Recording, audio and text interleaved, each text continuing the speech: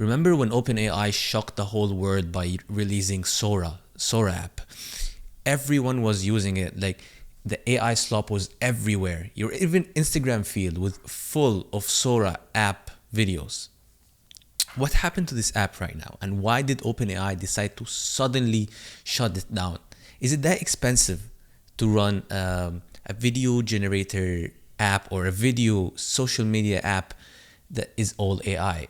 Why can't you just run it on low cost? Why did you decide to completely shut it down? So this is what we're gonna talk about today. Even Disney was partnering up with Sora. This is also is ending. What happened? What happened, and how can an app go from the highest highs to the lowest lows and just die in how many months? Like 4 months, just die like that. Why didn't they try more? Why didn't they try different ways of marketing? They just gave up on this. They just said goodbye, we're shutting it down.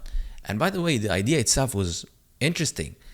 Like the amount of AI videos that I see on my feed is a lot. So imagine if there's an app just for that. And the creativity has no limits. AI creativity has no limits, as we know. But we are going to dig deeper into this one. But before we dig deeper, a quick thank you to our sponsor, elodan.com. Elodan.com is a website that you can create anything for your social medias, for your business.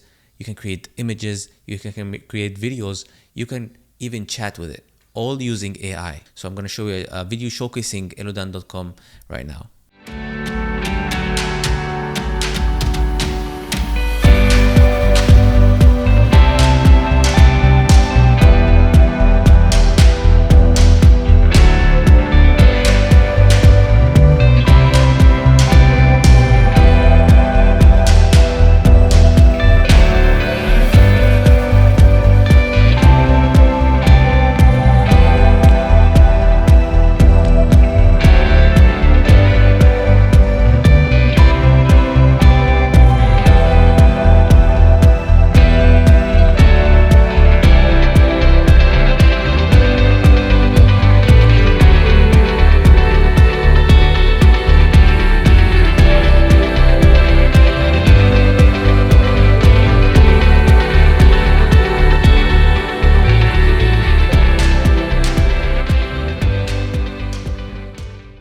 OpenAI discontinues support for Sora, winds down Disney deal. So Sora is done, Disney deal is done. Why did that happen? Let's watch. Rachel, when Sora first came out, I mean, even before it came out, when we just saw the capabilities of it, when nobody could use it except for OpenAI employees, we were all like, this is crazy that this type of video that looks so real can be generated by AI. When we tried it, people thought it was, I think really, really novel. What ended up happening? Why did it not stick? I mean, I think that an overarching theme here is OpenAI is trying to simplify what has become a pretty vast portfolio of different kinds of AI products. And I mean, the fact of the matter is that generating video is extremely computationally intensive. And if there is one thing that OpenAI... And expensive. And expensive. A lot of people are talking about how much water is used just to create a prompt. Just sending a text to AI. How much water is used for that? Imagine how much water is used to create a video using AI. Let's not dig deep into that. Let's not talk about that. Shh. Keep it silent. Has not quite enough of its compute. I mean, the company is very, very, very hungry for more compute. So this is an easy thing, I think, to say, hey, you know what? Like, this is interesting and it looks cool, but it is not our core product. And if we need compute, let's put it toward other things. So that, in my mind, that may be part of it. And the company is trying to sort of like unify, slim down some of its product line a little bit, which has gone in a lot of different directions. The codex for coding is really important to them. ChatGPT is really important to them. And I think Codex is niche. Codex is not just for everyone. It's not something that everyone can use. Sora was an app for everyone. That's the difference. And for Sora to fail this miserably in a very short time, this needs to be studied because other apps doesn't go for the same mistake. Um, I think one of the reasons why Sora died is because how Instagram didn't kill AI videos. If you post an AI video, Instagram will not say, "Oh, this is AI. We will not recommend it." No, they just there's a lot of Instagram creators that are supported by Instagram, and their feed has high engagement and everything, and there's a lot of communities of AI videos on Instagram. I don't know about TikTok because I don't use it, but Instagram has this. So why would you just go for another app when Instagram is welcoming you? The moment Instagram decides to delete AI videos, this is the moment where something like Sora can shine. But Instagram now is just, okay, guys, you want to create those fake videos? Our platform is here for you. Trying to figure out how people are going to pay and pay over time for these products and keep using them. Yep. Are they just trying to be like Anthropic? I don't know if they're trying to be like Anthropic, but I think they have realized that coding, using AI as a coding assistant is a really good application for them, and it's something that people may be willing to pay for over time. And also, Yeah. it seems like It a is. number of these companies are realizing that once they make their models good at completing coding tasks, they're also able to expand that out into some other things, such as different kinds of office work. I mean, ultimately, these companies have to make money, right? And what they're doing is very expensive to build and to run. So they have to figure out ways that they can up the revenue. Yeah, that's what that's about, right? Right. We're how old now into kind of this process, Rachel? What, 3 years and counting? And right now you got to think about, okay, a lot of money's come in, a lot of investors excited, a lot of hype, a lot of activity and actions, and then you got to think about return on investment. What's the long-term viable business model, right? As the landscape continues to evolve and get more competitive. Absolutely. And I'm not sure that anybody has really cracked the code for that Not with yet. Not yet. AI imagery, whether it's still images or videos. I mean, AI video is still very early days, and there's no getting around the fact that it takes a lot of computing power to build and to run these kinds of models. So, and you need people then to pay for that. And right now, the companies are heavily subsidizing that stuff.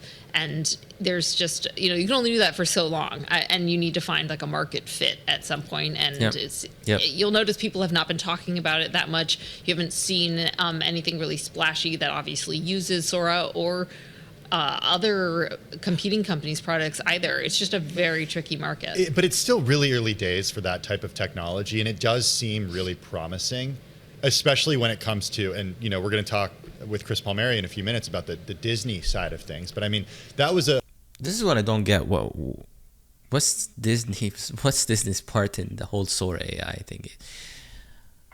Why would Disney's going down now? They're saying zero. It's going down, and it's gonna go down more, the stock. But why would Disney invest in something like that? It's kind of weird, right? Why would Disney invest in that? Disney should be one of the companies that object the AI advancement in entertainment so hard, because they are vulnerable, because they have the animation industry, which can be like that, ruined by AI. Currently, we have people creating Toy Story animations, all sort of replicas for Disney characters, and they're super realistic, so, like exact copy of the whole movie. So why not now people can go into the animation industry and create actually animation movies, cartoon movies using AI? This is a very big risk for Disney, but because their edge is gone right now. It was super hard to create a film that looks like Toy Story, that looks like Monster Inc., that looks like Nemo. But currently, using AI is so much more easy. It's so much more easy, and they are so vulnerable. I think this is one of the reasons they invested in this, because if you can't fight them, then join them. I think this is what happened. a potential $1 billion investment in OpenAI. How much? I mean, that was a potential $1 Billion. investment in OpenAI, and to license license IP from Disney to OpenAI So it might be Disney investing in OpenAI, not just Sora. Yeah. to then create, these characters for AI shorts. Does that I guess my question is, are consumers not interested in this? Do we know a difference at this point between what is AI generated and what isn't? Does that matter for consumer tastes? I mean, I'm not sure if it's really at this point in like the cycle of this technology, if it matters that much how the consumers feel about it. I mean, obviously it does matter, and we are consumers. And I think people do care about knowing whether something is AI generated or not. I mean, ultimately they probably care how it looks and how it feels to watch something that's either AI generated or animated. But really, I think there's a lot of mixed feelings at the studio level about whether or not they want to use this kind of software, how they want to use this kind of software, if it's just one more tool in the toolbox that they have to produce like an animated movie or an action movie, or if it's going to be taking over large swaths of their production pipeline. In which case, some people might have really big issues with that. And we know that in Hollywood in general, this is a very contentious issue, the idea of using AI either to augment or instead of people's work for certain things. So, there's a couple of stories. I just want to roll into this. I mean, we did a story about OpenAI set to raise $10 billion from MGX, Code 2, and Thrive.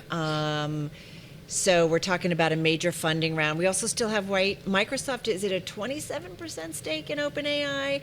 And I wonder too, Rachel, are investors, people investing Microsoft saying, all right, guys, it's time to grow up a little bit and figure this out. Is that part of this or we don't know exactly? I think at this point we don't really know what's behind it, but this idea that you would spread your technology out into a bunch of different directions and then rein it in somewhat, that seems to make sense to me as part of the process as you move toward an IPO. Did we talk about Spud?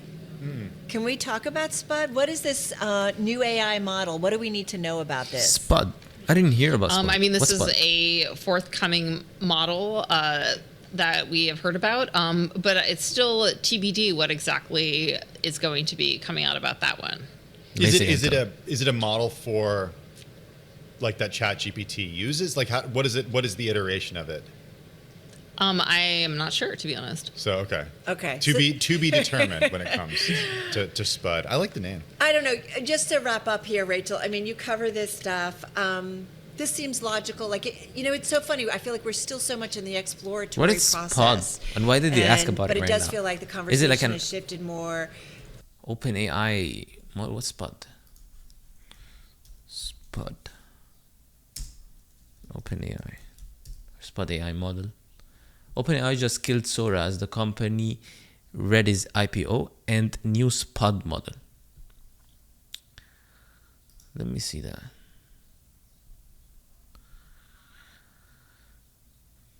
The information reporting AI finished pertaining new very strong model Spud. Altman notes things moving faster than ever expected. Okay. So also what's this model about? Here is our new amazing model. Potato. Potato. Oh my god.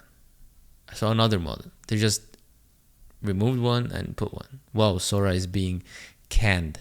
Interesting. Yeah, it is interesting. I don't know about this. I don't know. Sam Altman gave up direct control of OpenAI's safety and security teams, moving safety under CRO Mark Chen. What does it have to do with Spud? Breaking. OpenAI canning Sora. Okay. Mobile app is gone. API gone. Oh, the APIs are gone. And the video capabilities in ChatGPT. Oh, they removed all the OpenAI capabilities from ChatGPT. All the video capabilities, they removed it. It's finished training its latest model, codenamed Spud, as CEO, Sam Altman shifts his reports. Interesting. So now we know.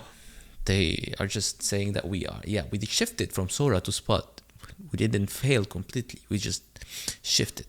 To agentic AI and some different things. I know at Bloomberg Invest, I had conversations about the importance of vertical AI data and how that's going to be important. It's still an evolution, right? Or is there anything that you think is a stronger narrative? And just got about 30, 40 seconds. Yeah, I mean, I think for all of this stuff, it's still very early days, still early stages. There are so many questions about how much information you should give over to any of these models or any sort of agentic AI that's going to carry out any actions on your behalf.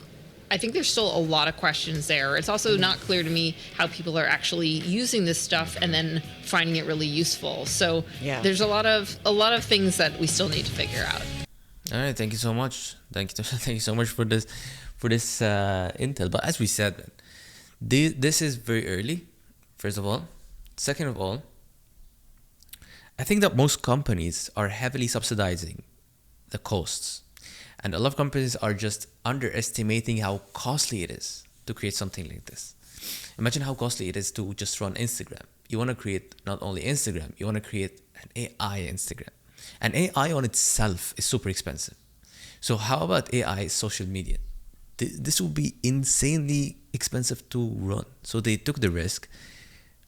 Now we learn not all risks are good for you.